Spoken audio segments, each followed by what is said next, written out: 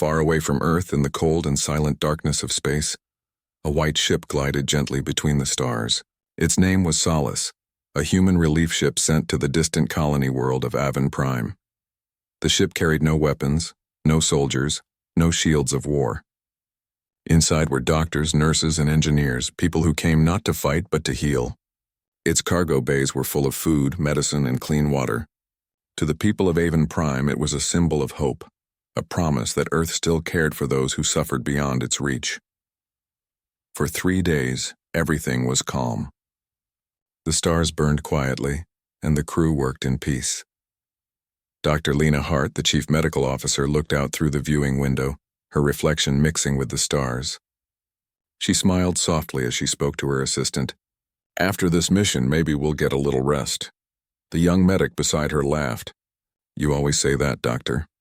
In the command deck, Captain Elric Warren checked the navigation display. Everything looked normal, no threats, no nearby signals. The Solace's engines hummed gently, a peaceful rhythm against the vast quiet. But peace in space never lasts long. It started with a flicker on the radar. A strange signal, distant at first, then suddenly gone. The technician frowned. "Captain, I'm picking up something odd. A faint energy reading at 3 o'clock. The captain leaned closer. Could be a reflection from a comet tail. Log it and keep watching. But moments later, the signal came back, and stronger this time, sharper, moving fast. Then another appeared. And another. The radar screen filled with small red dots, closing in quickly. "That's not debris," the technician said, his voice trembling. "They're ships." Captain Warren's eyes narrowed. "Put them on main screen." Through the forward glass, the stars shifted, and out of the darkness, 3 sleek ships appeared, their hulls black and lined with faint blue markings. They didn't answer hails. They didn't broadcast identification codes. They just moved closer in perfect formation, silent as shadows. Dr. Lena's voice came through the bridge speakers. "Captain, I'm seeing unknown vessels outside our medical bay windows. Should we go to alert?" The captain hesitated for a moment, then nodded. "Activate shields, send a universal distress signal. Try to contact them. Tell them we are an unarmed humanitarian vessel." The communications officer spoke quickly. "Channel open." "This is the human relief ship Solace," she said into the mic. "We are on a peace mission carrying medical aid. We request identification." No reply came. The alien ship simply floated there, watching. Then, without a word, their front ends began to glow, bright, deadly blue. "Evasive maneuvers," Captain Warren shouted. The ship lurched violently as the first beam of plasma cut across the hull, slicing open part of the cargo bay. Explosions ripped through the lower decks. Red warning lights flashed. Sirens wailed. In the medical bay, Dr. Lena fell to the floor as the shockwave hit. Containers crashed, lights burst, and smoke filled the air. She grabbed a railing, coughing. "Get the wounded to the escape pods," she yelled. Her assistant pulled 2 injured crew members from under fallen panels. Back on the bridge, chaos reigned. Engines hit. "Shield integrity at 40%, a voice shouted. The captain tried to stabilize the ship, but another plasma blast struck, this time hitting the communications tower. The lights flickered and went dark. "Transmit the distress beacon manually," Warren ordered. "Get that signal out to anyone who can hear us." The technician slammed a red button, and deep inside the ship, a small device began to pulse. A weak but steady signal, crying out into the void. The alien ships circled like vultures. They didn't speak, didn't ask for surrender. They only fired again and again until the Solace was nothing more than a drifting, burning wreck. Dr. Lena reached the last escape pod. Smoke filled the corridor behind her. Flames danced along the walls. She turned to see her assistant pushing a wounded engineer into the pod. "Go," she shouted. "You first." But before she could step inside, a final explosion threw her backward and everything went black. Minutes later, silence returned to the stars. The alien ships turned and vanished, leaving behind floating wreckage, twisted metal, shattered panels, and a few dim emergency lights flickering in the emptiness. Amid that silence, the tiny distress beacon continued to blink, one soft pulse at a time. Hours later, that signal reached the Earth Fleet Communication Network. The automated systems analyzed the source, then flagged it with a red code. Humanitarian vessel destroyed. Unknown hostile forces. Inside Earth Command, alarms blared. Officers ran to their stations. Admiral Reese entered the control room, his face cold and unreadable. He listened to the recording, the faint voice of the communications officer trying to send her last message. "This is the Solace. We are under attack. No weapons. Repeat, we are unarmed." Then static. Then nothing. The Admiral stood still for several seconds. No one spoke. The hum of machinery and the faint echo of the recording were the only sounds. Finally, he said, quietly but firmly, "Confirm it." "Confirmed, sir," an officer replied. "The Solace is gone. No survivors detected." Admiral Reese looked up at the holographic map of known space where the last coordinates of the Solace blinked red. Slowly, he clenched his fist. "Send word to the Council," he said, "and alert Fleet Command. I want identification of those ships now." "Yes, sir." As the orders spread through the command network, Earth's ships began to prepare.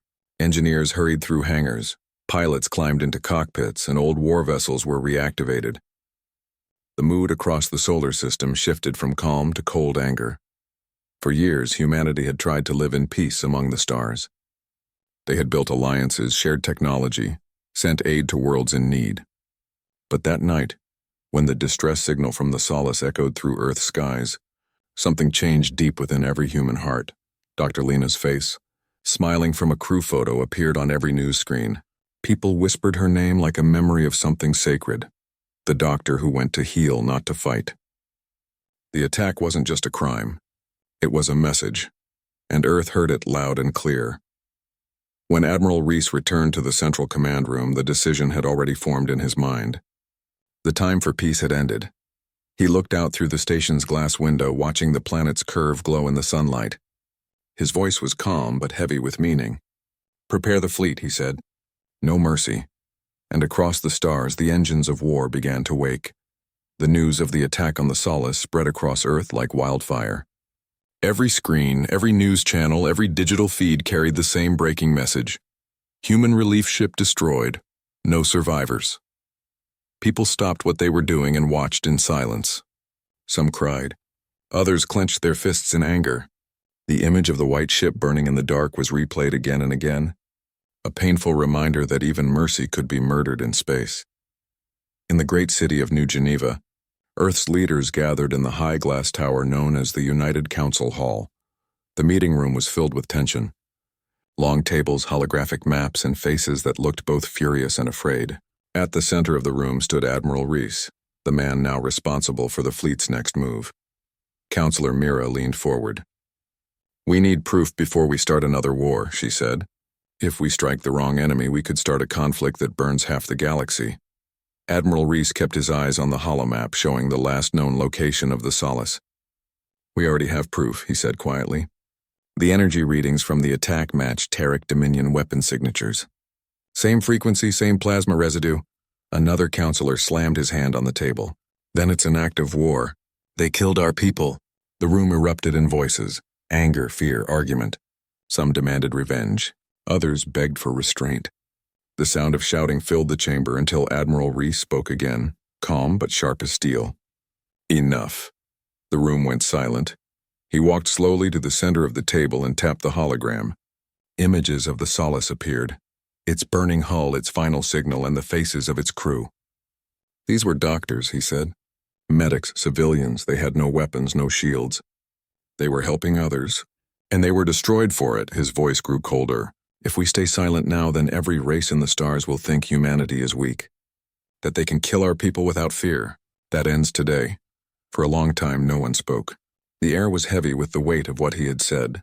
Finally, Counselor Mira sighed. "Admiral, do you truly believe the Taric Dominion ordered this? Their ambassador denies all involvement." Reese looked up at her. "Maybe they're lying. Maybe they've lost control of their military. But whatever the reason, it was their ships that fired, and humanity deserves justice." The council fell into silence again. Outside, the earth turned slowly beneath the station's glass windows, beautiful, blue, and fragile. After several minutes, the council president, an old man named Harlan Keene, stood up. His face was lined with worry. "If we send a fleet," he said softly, "there will be no turning back. Are we ready for that?" Reese didn't blink. "We don't seek war, Mr. President, but we cannot allow murder to go unanswered." The president looked around the table. Then we vote. One by one, the council members placed their votes into the digital console. Green for peace, red for war. The votes appeared on the holoscreen above them. At first, the Greens held the lead. Then one by one, the Reds began to rise. The room held its breath. When the final light appeared, the result was clear. Authorization granted. Operation Retribution approved. Admiral Reese bowed his head slightly. Understood, he said. The fleet will prepare immediately. After the meeting, Reese stood alone at the observation window watching Earth far below. The ocean shimmered under the sunlight, and for a moment he thought about his family. His daughter studying medicine, his wife who once served on a hospital ship herself. He closed his eyes and whispered, "I'm sorry." Then his face hardened again. There was no room for regret now. Across the solar system, the orders spread like thunder. At Luna shipyard, alarms sounded. Dock workers rushed to load ammunition and fuel. Massive warships, silent for years, began to awaken. Their engines glowed blue as power surged through them. Mars Defense Command opened its long-range weapons vaults. Battleships named Vengeance, Iron Dawn, and Resolute came online. Their AI cores reactivated. Everywhere, soldiers and pilots received their deployment codes. Some were proud. Some were afraid. But all of them were angry. The faces of the Solace crew were displayed in every mess hall, every briefing room. Their smiles burned into the memories of those who would now fight in their name. At the same time, messages spread across the colonies. Citizens held vigils. Lights were placed in windows. Candles burned in gravity domes, and the words for solace became a silent promise repeated across the stars. But not everyone agreed. Some spoke against the coming war. On Earth's news channels, debates raged. Was this true justice or vengeance disguised as it? Could humanity survive another galactic war? Back in orbit, Admiral Reese sat in his command chair aboard the flagship HSS Titan. Reports flooded his screen. Fleet readiness at 80%, jump drives charging, battle formations set. He listened in silence as the officer spoke. "Sir, all ships are in position. Weapon systems online. Awaiting your final command." Reese stood and walked toward the viewing deck. Before him, dozens of warships floated in formation, long dark shapes against the stars. He could feel the hum of energy in the air, the quiet before a storm. "Admiral," a young officer said softly, "are we really doing this?" Reese looked at her. "They attacked a ship that carried mercy. They killed doctors and children. We gave the galaxy peace and they repaid it with fire." He paused. "So yes, we're doing this." The officer nodded, her expression hardening. In the quiet of space, the fleet waited. Engines pulsed with power. Red lights glowed inside the cockpits. The silence felt heavy, alive with the echo of anger and loss. Finally, Admiral Reese gave the order that would change everything. "Begin Operation Retribution," and with that the stars around Earth shimmered as hundreds of ships prepared to jump. The air filled with the sound of charging warp drives, and a deep vibration ran through the Titan's hull. The Admiral looked out one last time at the blue planet below. "For the solace," he whispered. A heartbeat later, the sky tore open, and Earth's fleet vanished into the darkness, heading toward vengeance. Across the solar system, space was alive with movement. Giant shipyards glowed against the darkness as engines roared and hangar lights burned bright. The call to arms had reached every colony, every base, every outpost. Humanity was no longer silent. Operation Retribution had begun. In the docking bay of the HSS Vengeance, Captain Elias Riker stood before his crew. His uniform was dark, marked with silver stripes that reflected the light of the bay. Around him, soldiers moved with purpose, strapping on armor, loading weapons, and checking systems. There was no fear in their faces, only quiet determination. Riker looked at the massive ship through the window, a steel beast ready for war. "This isn't just another mission," he said through the loudspeakers. "They didn't strike our armies or our defenses. They struck our mercy. They killed those who went to heal, not to fight. Remember that when you face them." His voice was calm but powerful. "We fight for the solace. We fight for every life they stole." The crew answered with a single unified shout, "For solace." As the words echoed through the hangar, the Vengeance's engines came alive with a low, deep hum. Sparks danced from the repair drones as they sealed the last hull panels. Across the fleet, other ships were also waking. The HSS Titan, Horizon, Iron Dawn, and Valor. Their engines glowed blue. their weapons charged, their shields powered up. In the control tower above the fleet, Admiral Reese watched as hundreds of ships took formation. He didn't speak. He didn't need to. The image before him said everything: humanity's answer to cruelty. A fleet built not just for defense but for justice. Back on the bridge of the Vengeance, Riker received his mission briefing. A holographic image appeared above the table, showing a cluster of stars glowing red. "This is the Terek border zone," said his first officer, Commander Juno Lee. "Heavy defenses, 3 orbital stations, and a patrol fleet. Our objective is to enter undetected and strike their relay hub." Riker nodded. "Cut their communications first. If they can't call for help, we control the fight." Juno smiled slightly. "You sound like the Admiral." Riker gave a faint grin. "He taught me everything I know." Then his face hardened again. "Prep the jump drive." The crew moved quickly. Lights dimmed, alarms sounded, and the ship's systems began to sync with the fleet. Through the viewports, stars started to blur as the ships aligned for the quantum jump. Every crew member could feel it: the pressure, the energy, the unspoken question of what waited on the other side. "Jump in 5 seconds," said the navigation officer. "All systems green." Riker took one last breath. "Engage." With a blinding flash, the stars stretched into lines and vanished. The fleet disappeared from Sol's light and entered the deep black of enemy space. When they emerged, the view was breathtaking. The Terek star system glowed red and gold, its suns burning through clouds of cosmic dust. The alien world below was covered in metallic cities and sharp towers that glimmered like blades. It looked peaceful from orbit, too peaceful. "Stealth systems active," Juno reported. "They don't know we're here yet." Riker stared at the screen. "Let's keep it that way. Bring us in low behind the moons. Launch recon drones." Small silver drones detached from the ship and disappeared into the dark. Moments later, images began to stream back. Patrol routes, station defenses, weapon arrays. The data filled the main screen. "Sir," said Juno, her voice tense, "I'm detecting something strange. There's a civilian convoy near the relay hub. Cargo transports unarmed." Riker frowned. "What are civilians doing near a military relay?" "Unknown, sir." Could be a shield. Could be bait. Riker thought for a moment. The faces of the Solace crew flashed in his mind. The medics, the children, the doctors. "We're not here to kill innocents," he said. "Plot a route that keeps us clear." "We strike only military targets," the order was clear. The fleet adjusted position, silent as ghosts. From a distance, they looked like shadows sliding across the stars. Meanwhile, in the Terek command center on the planet below, alarms began to flash. "We're detecting distortion near the outer moons," said one officer. The commander turned sharply. "Distortion?" "Yes, sir, it's gravitational interference. Could be an asteroid field." The commander frowned. "Or it could be something worse. Increase scans." Back aboard the Titan, Admiral Reese received the first recon data. His eyes narrowed as he studied it. "We have confirmation. The Terek fleet is smaller than expected. We can end this quickly." An aide stepped forward. "Sir, the Council asked for minimal civilian impact." Reese didn't look away from the screen.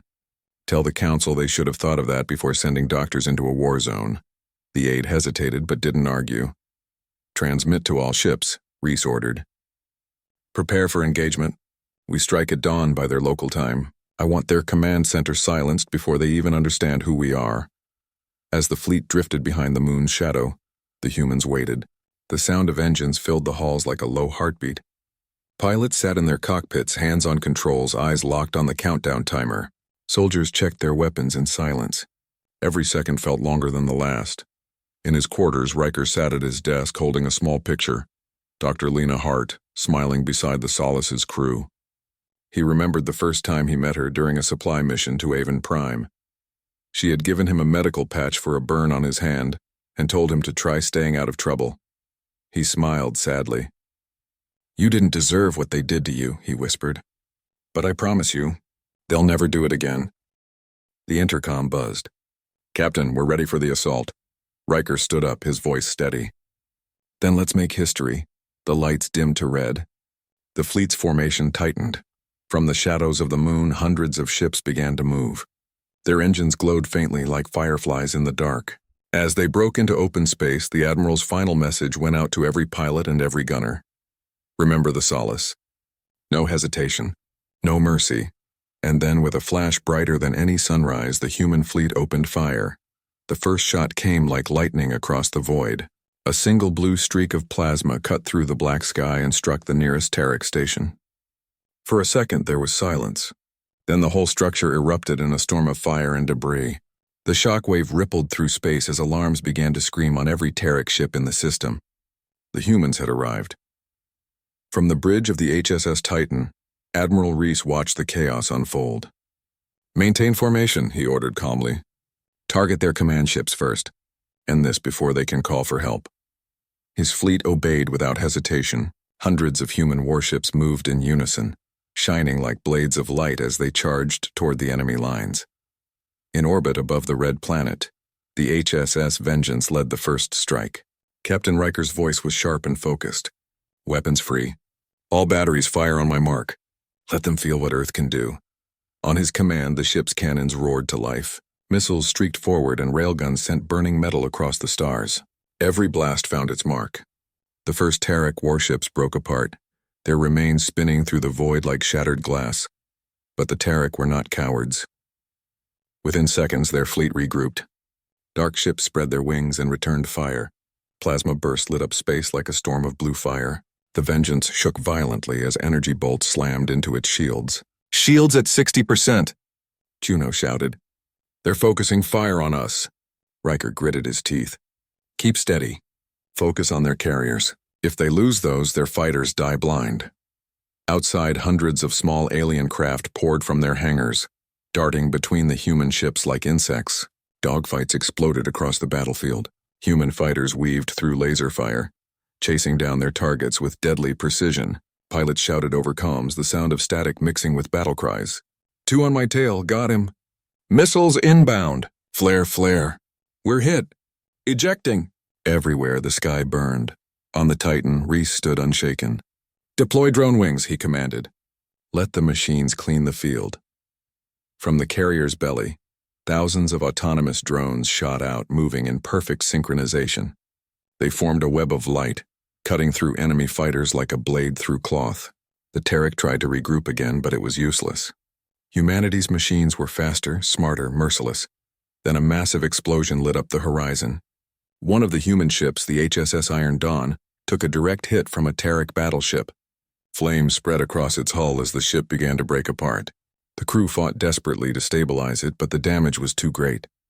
"All hands abandon ship." The captain's voice crackled over the comms before the signal went dead. The Iron Dawn exploded, scattering pieces of metal across space. On the Vengeance, Riker watched the blast with rage in his eyes. "Target that battleship," he growled. "I want it gone." His crew locked onto the Terek ship that had destroyed their ally. "Firing railgun," shouted the weapons officer. The main cannon of the Vengeance charged with a deep rumble, glowing bright white before unleashing a massive kinetic slug. It hit the enemy ship dead center, tearing through its hull and out the other side. The Terek battleship cracked open like glass under pressure and vanished in a burst of flame. Cheers erupted across the Vengeance's bridge, but Riker didn't celebrate. He just stared at the fire fading outside. "One down," he said softly. "Many more to go." The battle raged on for hours. The humans fought like a single living machine, precise, relentless, unstoppable. But the Terek fleet was larger than expected. New ships jumped into the system, pouring reinforcements into the fight. "They're bringing reserves," Juno shouted. "We're outnumbered 3-1. Riker's voice stayed calm. "Then we'll even the odds. Load plasma torpedoes and aim for their energy grid." The Vengeance turned sharply, its engines flaring bright. The torpedo bays opened, releasing a wave of glowing blue warheads. They streaked toward the enemy's energy network, the power source that fed their entire defense line. When the first torpedo hit, the explosion was so bright it blinded every camera feed for several seconds. When the light cleared, half the Terek fleet's power grid was gone. Their ships flickered, shields collapsing, engines failing. "Now," shouted Riker. "All ships advance." The human fleet surged forward. The Titan and the Horizon unleashed their main cannons, blasting through the weakened enemy lines. The void filled with fire and wreckage. One by one, the Terek ships fell silent. Inside the enemy command ship, the Terek admiral shouted orders in panic. They shouldn't have this strength. Where did they get this power? But it was too late. A shadow loomed over their bridge window.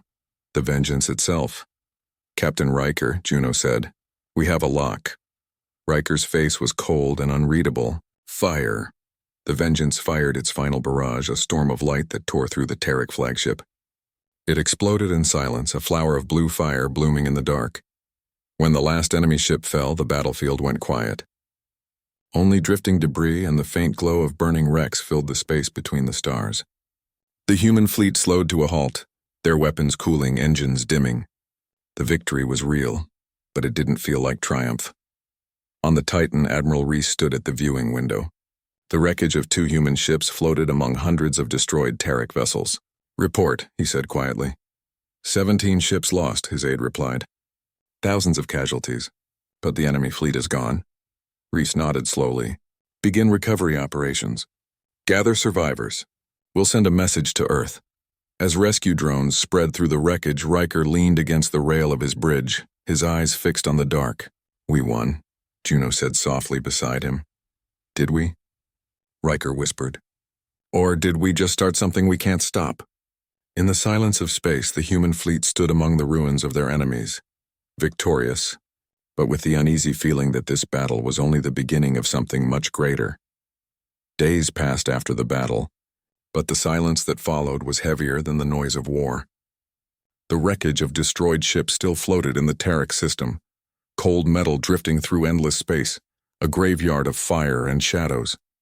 The human fleet remained on high alert, scanning for survivors and gathering data from the fallen enemy vessels. No one celebrated. Even victory felt hollow when the stars were filled with the ghosts of the dead.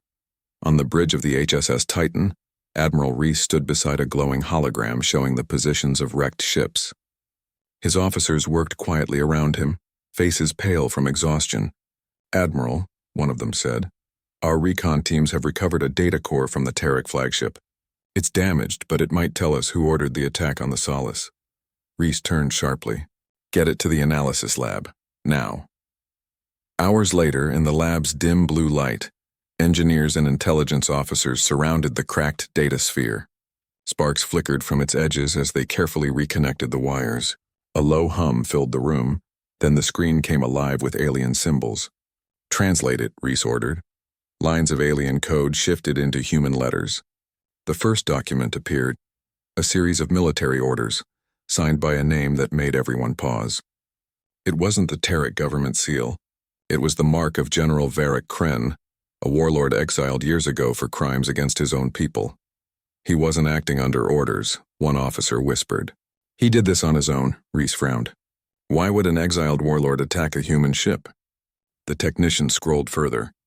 More files appeared. Intercepted communications, hidden transmissions, and messages between Varric and other mercenaries. The truth became clear. The attack on the Solace wasn't meant to destroy humanity. It was meant to start a war. Varric's voice crackled through the recovered audio file, rough and cold. "Let them fight each other. While Earth and the Dominion burn, I will rise again from the ashes." The room went silent. The truth hung heavy in the air. Humanity had unleashed an entire fleet, not against an empire, but because of one man's madness. Reese's jaw tightened. "Get me a direct line to the Council." Within minutes, the holographic faces of the Earth Council appeared before him. The President leaned forward. "What have you found, Admiral?" Reese explained everything: the data, the exiled general, the plan to provoke war. When he finished, silence filled the chamber. Councilor Mira was the first to speak. "If this is true, then we attacked the Terek Dominion under false assumptions. We've killed thousands who weren't our enemies." Reese's face remained unreadable. Their ships fired back. Their soldiers fought willingly. Innocent or not, they joined the battle. "But Admiral," Mira said softly, "don't you see? That's exactly what the warlord wanted. He wanted us to hate each other." The President rubbed his forehead. "We need to confirm this. If the Terek government wasn't involved, we must find a way to end this war before it spreads." Reese turned away from the screen. "And what will we tell the families of the Solace? That it was all a mistake?" No one answered. The Council ended the transmission, leaving Reese alone with his thoughts. Meanwhile, on the HSS Vengeance, Captain Riker sat in the war room, reviewing the same data. Juno Lee stood beside him, reading the reports with disbelief. "All this death," she said quietly. Because of one man's pride. Riker nodded. It doesn't matter who started it now. The blood's already been spilled. The Tarek won't forgive what we've done. But maybe they'll understand, Juno said hopefully, if we show them the truth. Riker looked at her, half smiling but tired. You still believe in understanding out here? After what we've seen? Before she could answer, a communication alert interrupted them. It was from a Tarek distress beacon. One of the damaged enemy ships was sending a weak signal. They're calling for help, the officer said. Riker hesitated. The room went silent as everyone waited for his order. After a long pause, he said, Lock onto their position. Send a rescue shuttle. No weapons. The crew exchanged surprised looks but obeyed. Hours later, the human rescue team returned with survivors, Tarek officers injured but alive. One of them, an older alien with deep scars across his face, requested to speak with the human captain. Riker met him in the medical bay. The Tarek spoke slowly, his voice filled with pain. I was forced to fight, he said. General Varric took control of our fleet communications. He sent the order to attack your ship. We tried to stop him. Riker's expression darkened. Then your people died for nothing. So did mine. The Tarek bowed his head. It seems both our races have been used. Juno looked between them. Maybe we can stop this before more die. For the first time since the attack, Riker felt something other than anger. It was small, fragile, but it was hope. He sent the report to Admiral Reese immediately. The Admiral read the message in silence. His mind was torn between duty and truth. Ending the war might save millions of lives, but it would also mean admitting that Earth's wrath had struck the wrong target. He walked to the window of the Titan's bridge and stared into the endless dark. The stars looked peaceful again, but he knew peace was only an illusion. The fleet waited for his next command. His officers watched him quietly, sensing the storm in his thoughts. Finally he spoke, his voice low but firm. If this warlord still lives, he will answer for every death, human and Tarek alike. He turned toward his crew. Set a course for his stronghold. We finish what he started. And as the human fleet turned toward the unknown, engines glowing in the dark, every soldier aboard knew this was no longer just revenge. It was a hunt for the truth, and a reckoning for the one who had deceived two worlds. The stars ahead were darker than usual, a deep, empty void where no light dared to shine. The human fleet moved silently through space, their engines low and shields pulsing softly. Every man and woman aboard the ships knew this was the final mission. The hunt for the one who started everything. Admiral Reese stood on the bridge of the HSS Titan, eyes locked on the glowing map before him. At its center was the destination, Varric's fortress hidden inside the debris field of a dead moon. Scanners confirm multiple heat signatures, said the sensor officer. Looks like a small fleet guarding the base. Reese nodded slowly. He's expecting us. But this time he won't escape. Across the fleet, Captain Riker prepared his ship, the HSS Vengeance, for battle once more. He looked at his crew, tired, scarred, but determined. This is it, he said quietly. No mistakes, no mercy. We take him alive if we can. If not, we end it here. Juno Lee gave a small nod, her eyes focused on the flickering radar. Let's finish what he started. The ships moved closer to the fortress, a massive structure carved into the remains of an asteroid, surrounded by rings of wreckage and defense drones. The enemy fleet rose to meet them, smaller but fierce. Missiles flared, energy beams cut through the dark, and once again space was filled with the roar of battle. The Titan led the charge, its cannons thundering with blinding light. The Vengeance darted through the enemy line, weaving between explosions. The human fleet was outnumbered, but their precision and fury tore through the defenses like fire through dry grass. One by one, Varric's ships fell. Inside the fortress, alarms blared. General Varric Kren stood before a massive window watching his fleet crumble, his face twisted in anger. So they found me, he hissed. Let them come. I'll make them bleed before they reach me. He turned to his officers. Activate the core weapon. If I'm to fall, I'll take them all with me. The officers hesitated. But sir, that would destroy the entire system. Do it! Varric roared. Deep beneath the fortress, a massive reactor began to hum, glowing brighter with every passing second. It was a planet killer, an unstable fusion bomb meant to destroy everything in a 1,000-kilometer radius. Back on the Titan, warning lights flashed across every screen. "Admiral," shouted the technician. "The fortress is charging a fusion core. If it detonates, we're all dead." Reese's eyes hardened. "Then we stop it. Send in a ground team. Riker, that's your mission." Without hesitation, the Vengeance broke formation and dived toward the fortress surface, its hull shaking as it pierced through layers of debris. The ship landed hard on a damaged platform, and Riker led a small squad of Marines out into the storm of fire and metal. Inside the corridors, the team fought their way forward, every step bringing them closer to the core. Alien drones swarmed them, firing plasma bolts that lit the halls in deadly flashes. "Keep moving," Riker shouted, firing back. "We don't have time." Juno ran beside him, scanning the readings on her wrist console. "The core's going critical. 10 minutes before detonation." They burst into the main chamber, a vast room filled with light and energy. At the center stood Varric, waiting, holding a plasma blade that glowed red in his hand. His armor was cracked and scarred, his eyes burning with hatred. "So," he said coldly, "the heroes of Earth finally come to finish me." Riker raised his rifle. "You killed thousands. You started a war between two worlds. It ends now." Varric laughed, the sound echoing through the